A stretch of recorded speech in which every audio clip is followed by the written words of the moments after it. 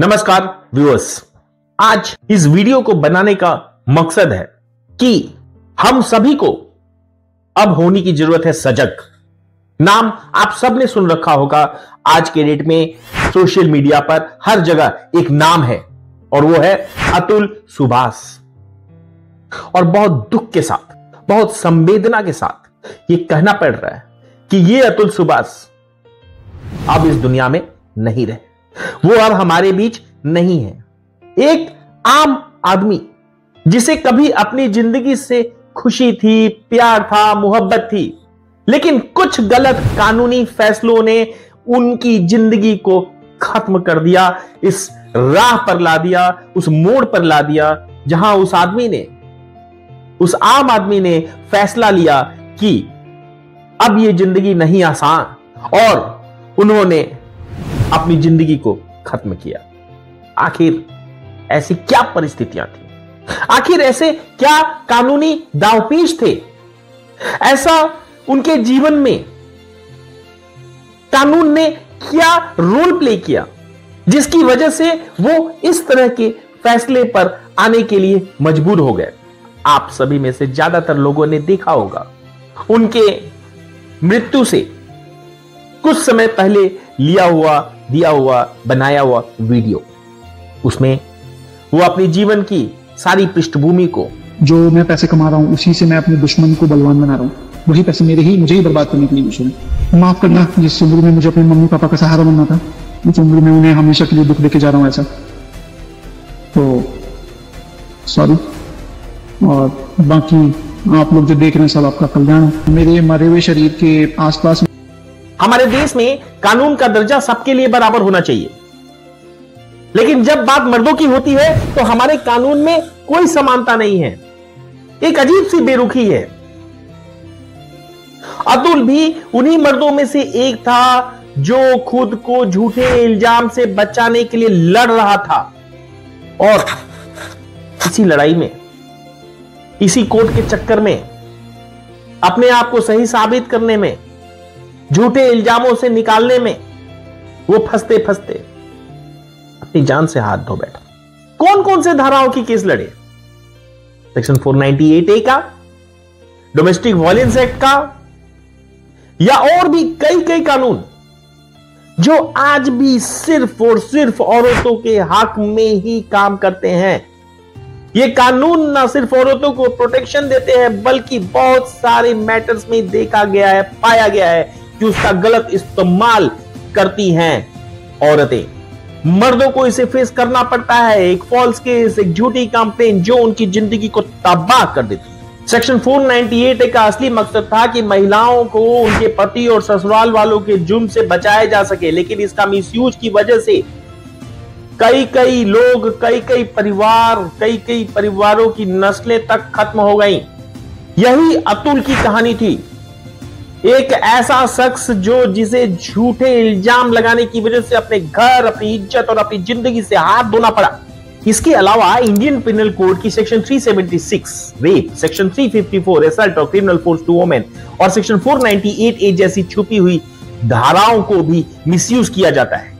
जब कानून का गलत इस्तेमाल होता है तो किसी की जिंदगी बदल जाती है, किसी की मौत तक पहुंच जाती है। अतुल की मौत सिर्फ एक ट्रेजिक इंसिडेंट नहीं थी, एक चेतावनी थी, एक चेतावनी हमारे समाज और हमारे कानून के लिए। अक्सर कोर्टों में देखा जाता है कि फॉल्स पर फॉल्स केस किए जा रहे हैं, और उसके बावजूद भी कोर्ट जब उसमें कोई सच्चाई नहीं पाता तो जो केस करने वाला है उसके खिलाफ एक कड़ा शब्द का प्रयोग तक नहीं किया जाता। और यह भी अतुल के उस वीडियो में आपको मिलेगा जहां वो कहते हैं कि कोर्ट ने एक शब्द का भी इस्तेमाल नहीं किया। आखिर ऐसा कानून क्यों? आखिर ऐसा एक तरफा कानून क्यों?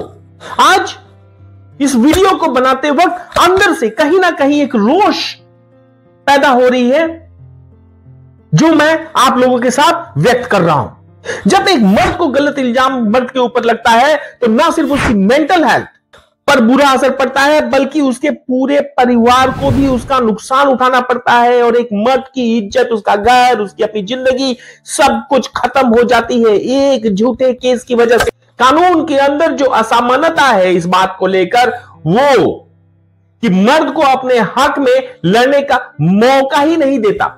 अतुल के केस हमारे समाज को यह दिखाता है कि कैसे कानून का मिसयूज हो रहा है। हमारे कानून को बदलना होगा।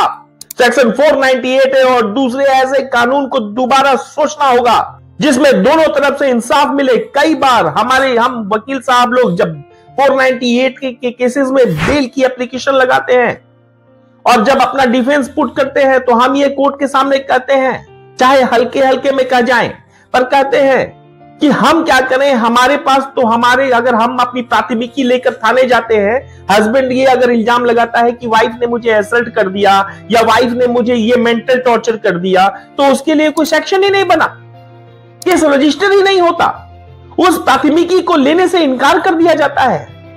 और यही सच्चाई है कि हम कहते हैं कि 498 की जगह पार्लियामेंट को 498AA तो या 498B भी एक बना देना चाहिए था ताकि इक्विलिब्रियम मेंटेन रहे, पर वो नहीं हुआ और इसीलिए आज बेल लेने के लिए मजबूर हैं हम इस केस में।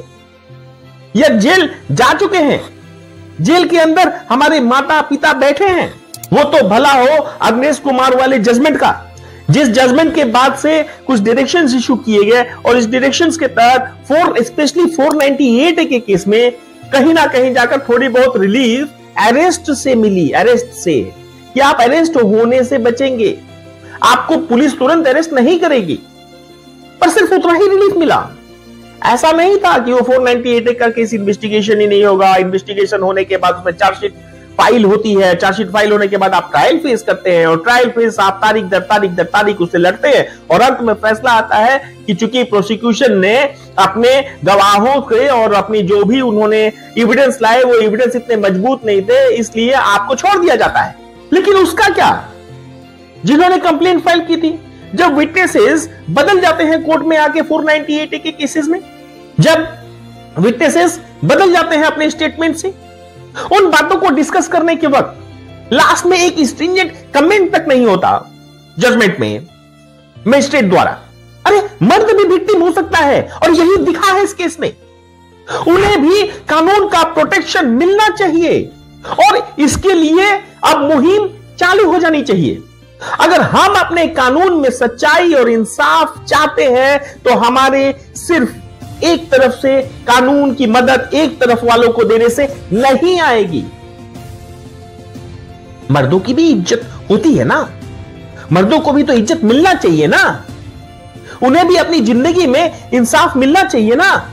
अतुल सोबास की मौत सिर्फ एक पर्सनल ट्रेजेडी नहीं थी, यह एक सामाजिक और कानूनी नाइंसाफी का नतीजा था और ये हमारे कानून को हर किसी के लिए, चाहे वो औरत हो या मर्द, इंसाफ का समानता, इंसाफ में समानता होना अति अति अति आवश्यक है।